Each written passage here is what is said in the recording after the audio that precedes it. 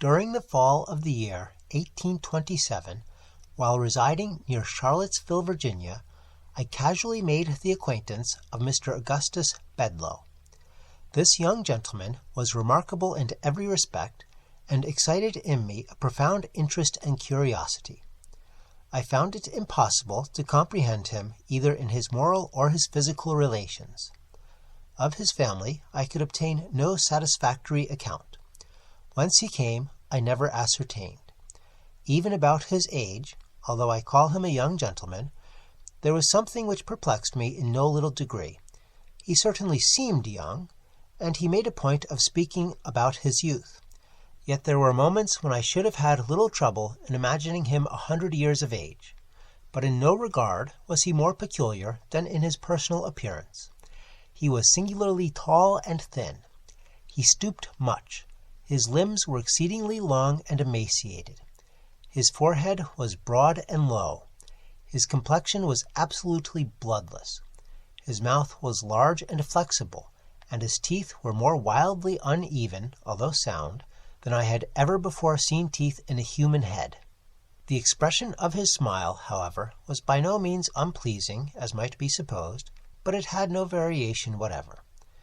It was one of profound melancholy, of a phaseless and unceasing gloom. His eyes were abnormally large and round like those of a cat. The pupils, too, upon any accession or diminution of light, underwent contraction or dilation, just such as is observed in the feline tribe. In moments of excitement the orbs grew bright to a degree almost inconceivable, seeming to emit luminous rays, not of a reflected, but of an intrinsic lustre, as does a candle or the sun. Yet their ordinary condition was so totally vapid, filmy, and dull as to convey the idea of the eyes of a long-interred corpse. These peculiarities of person appeared to cause him much annoyance, and he was continually alluding to them in a sort of half-explanatory, half-apologetic strain, which, when I first heard it, impressed me very painfully. I soon, however, grew accustomed to it, and my uneasiness wore off. It seemed to be his design rather to insinuate than directly to assert that, physically, he had not always been what he was, that a long series of neuralgic attacks had reduced him from a condition of more than usual personal beauty to that which I saw. For many years past he had been attended by a physician named Templeton, an old gentleman, perhaps 70 years of age, whom he had first encountered at Saratoga, and from whose attention, while there, he either received, or fancied that he received, great benefit.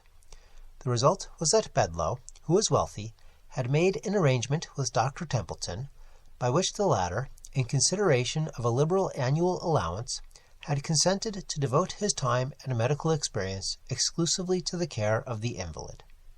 Dr. Templeton had been a traveler in his younger days, and at Paris had become a convert, in great measure, to the doctrine of Mesmer. It was altogether by means of magnetic remedies that he had succeeded in alleviating the acute pains of his patient, and this success had very naturally inspired the latter with a certain degree of confidence in the opinions from which the remedies had been educed. The doctor, however, like all enthusiasts, had struggled hard to make a thorough convert of his pupil, and finally so far gained his point as to induce the sufferer to submit to numerous experiments. By a frequent repetition of these, a result had arisen, which of late days had become so common as to attract little or no attention, but which, at the period of which I write, had very rarely been known in America. I mean to say that between Dr. Templeton and Bedloe there had grown up, little by little, a very distinct and strongly marked rapport, or magnetic relation. I am not prepared to assert, however, that this rapport extended beyond the limits of the simple sleep-producing power, but this power itself had attained great intensity. At the first attempt to induce the magnetic somnolency, the mesmerist entirely failed. In the 5th or 6th he succeeded very partially and after long continued effort. Only at the 12th was the triumph complete. After this the will of the patient succumbed rapidly to that of the physician, so that when I first became acquainted with the two, Sleep was brought about almost instantaneously by the mere volition of the operator, even when the invalid was unaware of his presence. It is only now, in the year 1845, when similar miracles are witnessed daily by thousands, that I dare venture to record this apparent impossibility as a matter of serious fact. The temperature of Bedloe was, in the highest degree, sensitive, excitable, enthusiastic. His imagination was singularly vigorous and creative, and no doubt it derived additional force from the habitual use of morphine, which he swallowed in great quantity, and without which he would have found it impossible to exist. It was his practice to take a very large dose of it immediately after breakfast each morning, or rather, immediately after a cup of strong coffee, for he ate nothing in the forenoon, and then set forth alone, or attended only by a dog, upon a long ramble among the chain of wild and dreary hills that lie westward and southward of Charlottesville, and are there dignified by the title of the Ragged Mountains. Upon a dim, warm, misty day, toward the close of November, and during the strange interregnum of the seasons which in America is termed the Indian summer, Mr. Bedloe departed as usual for the hills. The day passed, and still he did not return. About 8 o'clock at night, having become seriously alarmed at his protracted absence, we were about setting out in search of him, when he unexpectedly made his appearance, in health no worse than usual, and in rather more than ordinary spirits. The account which he gave of his expedition, and of the events which had detained him, was a singular one indeed. "You will remember," said he, "that it was about 9 in the morning when I left Charlottesville. I bent my steps immediately to the mountains, and, about 10, entered a gorge which was entirely new to me. I followed the windings of this pass with much interest. The scenery which presented itself on all sides, although scarcely entitled to be called grand, had about it an indescribable, and, to me, a delicious aspect of dreary desolation. The solitude seemed absolutely virgin. I could not help believing that the green sods and the grey rocks upon which I trod had been trodden never before by the foot of a human being. So entirely secluded, and in fact inaccessible, except through a series of accidents, is the entrance of the ravine, that it is by no means impossible that I was indeed the first adventurer, the very first and sole adventurer who had ever penetrated its recesses. The thick and peculiar mist, or smoke, which distinguishes the Indian summer, and which now hung heavily over all objects, served, no doubt, to deepen the vague impressions which these objects created. So dense was this pleasant fog that I could at no time see more than a dozen yards of the path before me. This path was excessively sinuous, and as the sun could not be seen, I soon lost all idea of the direction in which I journeyed. In the meantime, the morphine had its customary effect, that of enduing all the external world with an intensity of interest.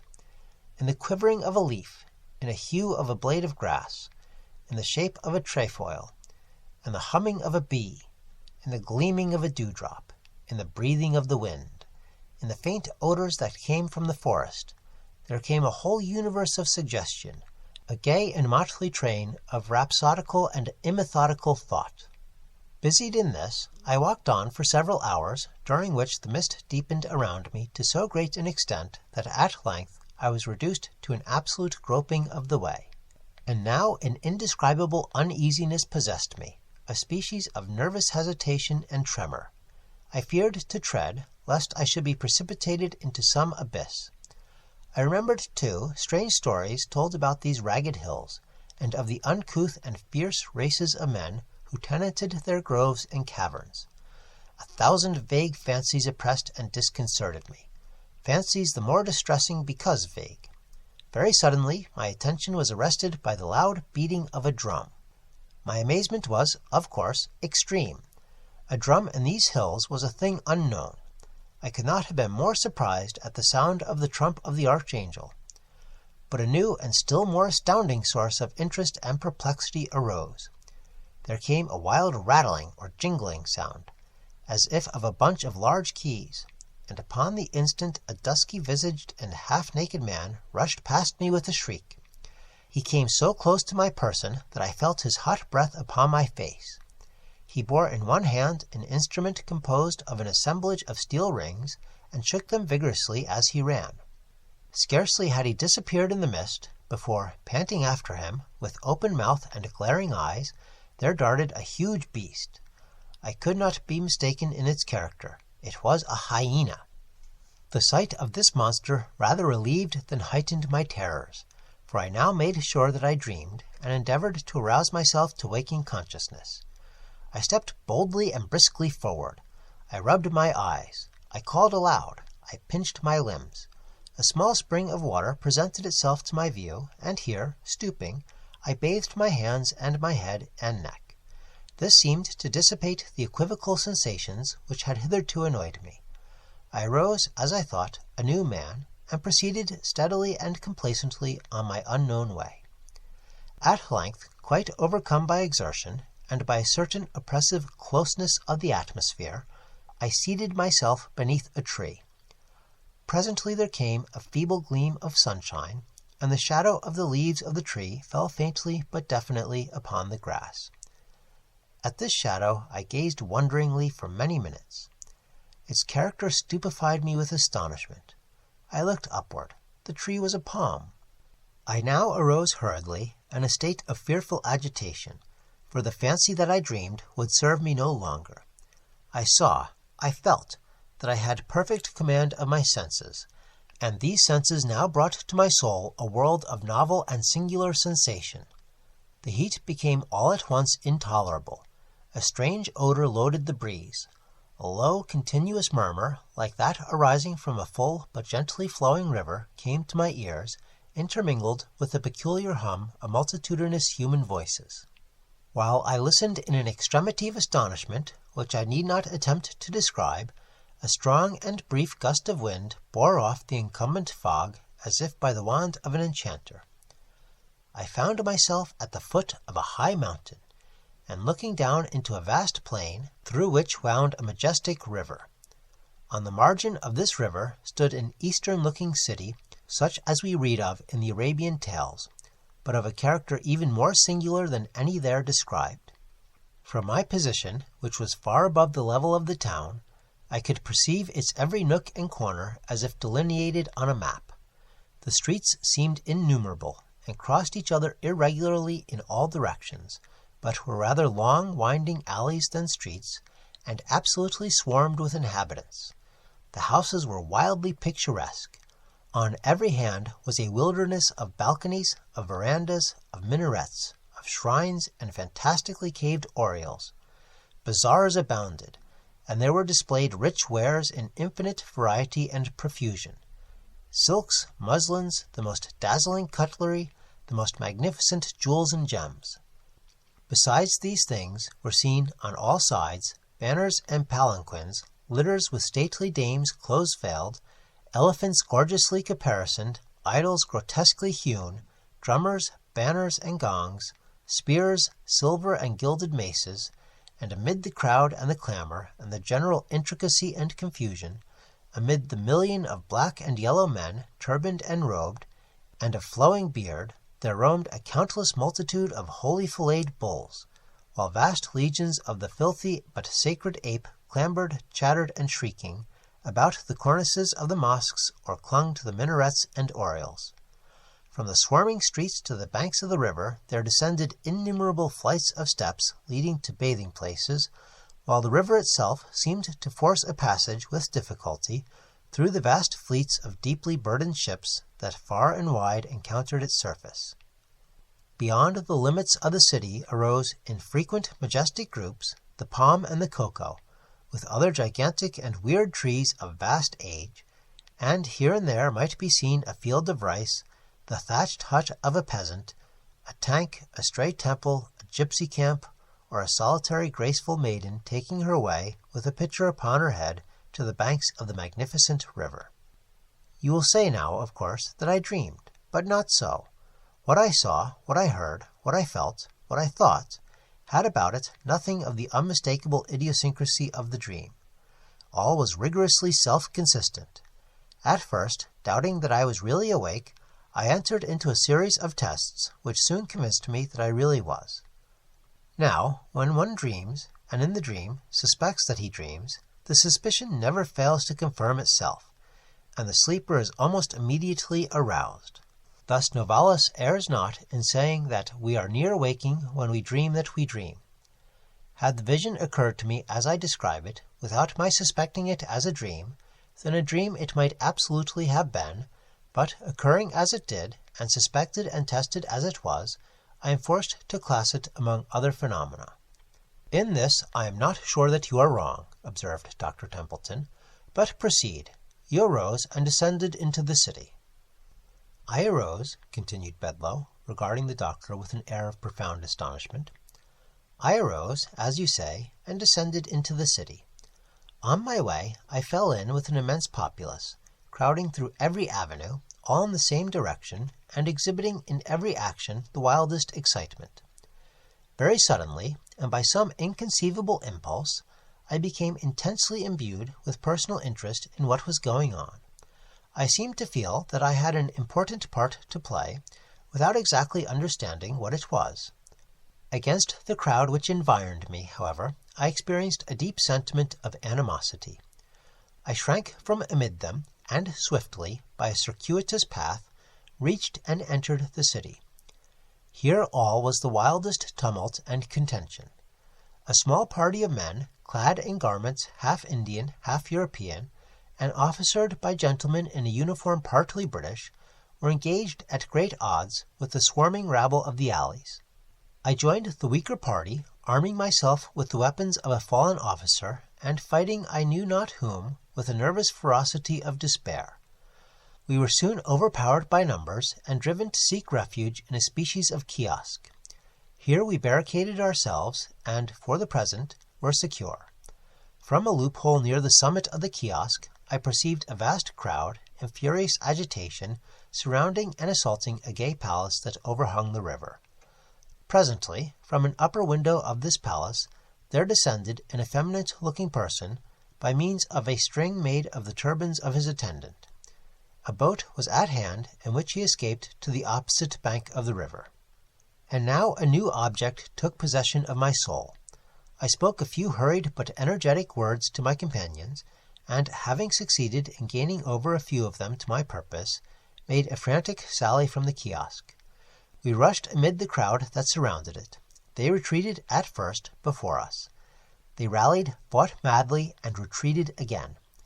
In the meantime, we were borne far from the kiosk, and became bewildered and entangled among the narrow streets of tall, overhanging houses, into the recesses of which the sun had never been able to shine.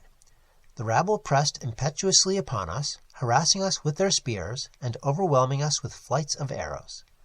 These latter were very remarkable, and resembled in some respects the writhing creese of the Malay. They were made to imitate the body of a creeping serpent, and were long and black, with a poisoned barb. One of them struck me upon the right temple.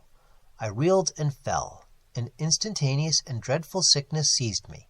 I struggled. I gasped. I died. You will hardly persist now, said I, smiling, that the whole of your adventure was not a dream. You are not prepared to maintain that you are dead? When I said these words, I, of course, expected some lively sally from Bedloe in reply, but, to my astonishment, he hesitated, trembled, became fearfully pallid, and remained silent. I looked toward Templeton. He sat erect and rigid in his chair. His teeth chattered, and his eyes were starting from their sockets. "Proceed," he at length said hoarsely to Bedloe.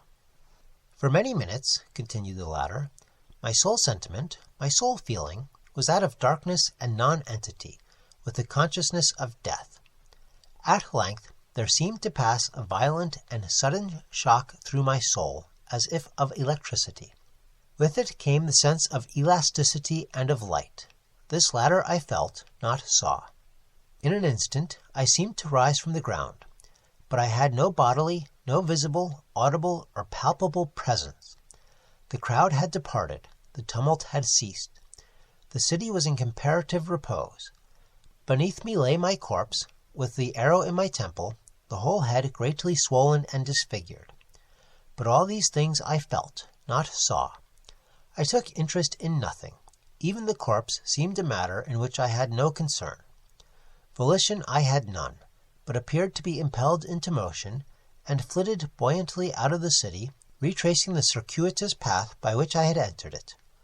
When I had attained that point of the ravine in the mountains at which I had encountered the hyena, I again experienced a shock as of a galvanic battery. The sense of weight, of volition, of substance returned. I became my original self, and bent my steps eagerly homeward. But the past had not lost the vividness of the real, and not now, even for an instant, can I compel my understanding to regard it as a dream.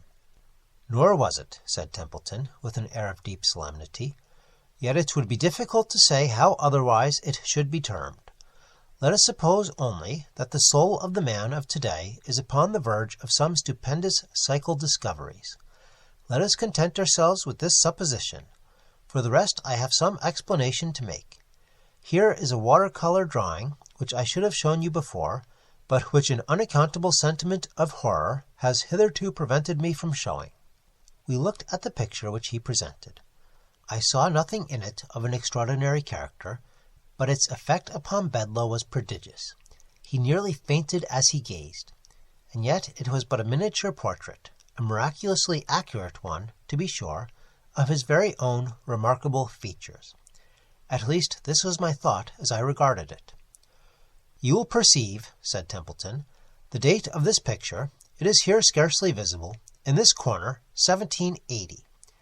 In this year the portrait was taken. It is the likeness of a dead friend, a Mr. Oldeb, to whom I became much attached at Calcutta during the administration of Warren Hastings. I was then only 20 years old. When I first saw you, Mr. Bedloe, at Saratoga, it was the miraculous similarity which existed between yourself and the painting which induced me to accost you, to seek your friendship, and to bring about those arrangements which resulted in me becoming your constant companion. In accomplishing this point, I was urged partly, and perhaps principally, by a regretful memory of the deceased, but also in part by an uneasy and not altogether horrorless curiosity respecting yourself.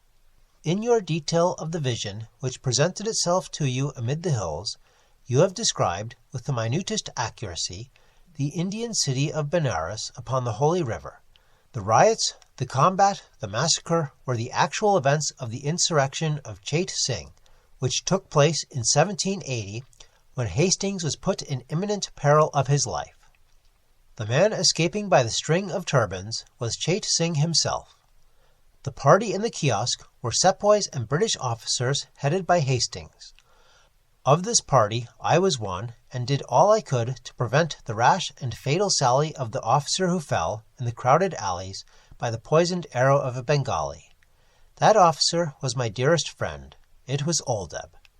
You will perceive by these manuscripts, here the speaker produced a notebook in which several pages appeared to have been freshly written, that at the very period in which you fancy these things amid the hills, I was engaged in detailing them upon paper here at home. In about a week after this conversation, the following paragraphs appeared in a Charlottesville paper.